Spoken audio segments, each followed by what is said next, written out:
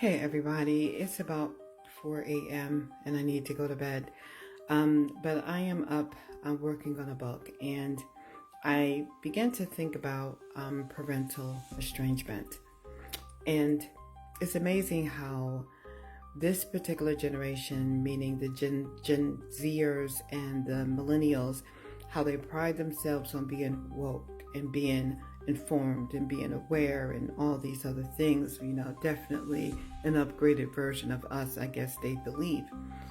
But in all of that, they don't pay attention to history. They don't understand the fact that everything has a genesis, and that what is pushed or perceived even as cultural norms and cultural shifts was shifted by someone, became normalized by someone. Like, this didn't just happen. It wasn't like, hey, it just automatically happened with, and see, that's part of the benefits of having older people in your life that belongs to your bloodline, right? That's part of what the benefits of having grandparents, especially, because they know things that those who are pushing agendas are not going to put inside of your schools or inside of your classrooms. Matter of fact, what you taught in school is very limited and very flawed, very indoctrinated. And think about this, because I believe everybody by now knows that the school systems were indoctrination camps, right? And this is part of the divide. This is part of why children was thinking something of their parents. They begin to devalue their parents. This is why, and I'm talking about this before the Gen Xers, this is before you even came into existence. This is before the millennials came into existence. We began to get the seeds of this, the Gen Xers, we begin to get the seeds of this, devaluing your family. But let me roll it back for a minute, because part of the benefit of being me, but part of the benefit of being on this earth long enough and a person who liked to research. Let me take that back. I'm not sure if I like it, but I know that I like the information, so I guess it just kind of comes with it. But back in the 50s, you had what you can call authoritarian parenting, and that was, what mother and father says is law, as it should be. And you had a very strong idea or practices of family, right? You wouldn't dare talk back to Nana. You wouldn't dare talk back to Papa. You know what you see the little kids doing now? F you can't tell me. They will be waking up tonight. But I digress. And so you have, you wouldn't dare. They were treasured people in the family, the great-grands and the grands.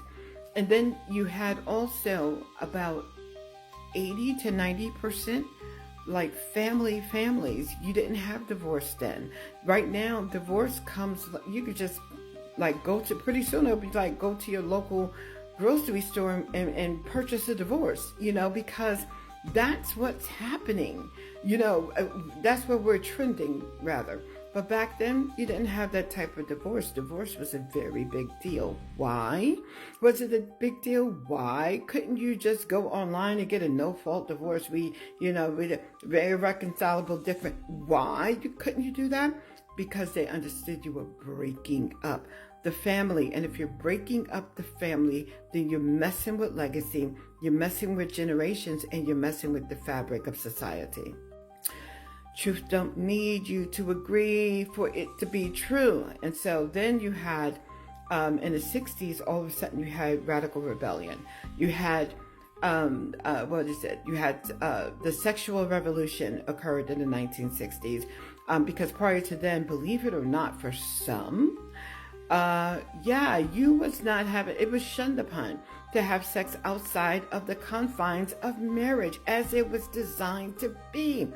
But you had, in the 60s, you had free radical, the promotion of free radical sex. In 62, 63, you also had the removal of the Bible and removal of prayer from out of public schools. So imagine that there was a time where little Timmy or little Sarah would go to school and her teacher was leading her in the Lord's Prayer, or what they call the Lord's Prayer, but really model prayer, teaching, reinforcing identity and relationship with God inside of the school systems. Amen. And then in the 60s, you also had what? The seeds of feminism. Now, look at this, because there was a time where women, we were home as we should have been. You want to know why? Because if you had mothers, if these were mothers, and I'm really talking about mothers are the gatekeepers of a family. They are the gatekeepers, hands down. You ain't coming up in this house. Johnny ain't reading that kind of book. Sarah is not going to be doing, sex pics and giving it to a friend. No. They were the gatekeepers. And some would say, well, we still are the gatekeepers. No, you're not. Because part of gatekeeping is that you have to be present. Foreign concept. You had to be present, mentally present, physically present. But when you are 8 to 10 hours outside of the home, you come back, you gotta cook, you're tired, you only got but so much strength to give. And this is not to say, well, you're taking women back. No, I'm not. I'm a woman. Yeah. The last thing I want to do is do that. But what I'm saying is there is a purpose for mothering and being the gatekeeper of a family, and you cannot be that. I know that, right now is trend for, well, let's go ahead and, we're not going to be that, but we're going to call ourselves that. Yeah, that's not what this is. So anyway, let me get past this because time is running out. So you have the 70s, of course, feminism is on the great rise, along with unaliving your own children, because if you have all this free radical sex, you're going to have some babies. 80s, we had an explosion that occurred. Well, let me put it this way. When it first happened, the byproduct of that was called grids. Grids. You look that one up. And then in the 90s, we had the therapy culture. Yes, we want to therapize you and your children and everybody. And part of therapy was, it's your parents' fault. It's your parents' fault. Well, yeah, it's your parents. In the early 2000s, we had the digital boom, and we had, a lot of access. Our children, especially, had a lot of access to the world outside of their parents. It's the parents' fault. It's the parents' fault. Now, I know I'm going to get somebody that come in and you're trying to devalue and you're not taking response. Please don't tell me what I haven't taken when I know what I've taken and I know my character. You don't. So the best thing to do when you don't know something is don't comment, right? But there was a push for, it's the parents' fault. It's the parent. Did you sneeze? Yeah, you stole that? Well, it really comes from your childhood trauma. Y'all don't remember that, Gen Xers and Gen Zers? Wait, Gen X. Yeah, Gen Xer. I'm a Gen Xer. Okay, Gen Xer. I got to remember that. I'm trying to keep up. And so you have, it's the parents' fault.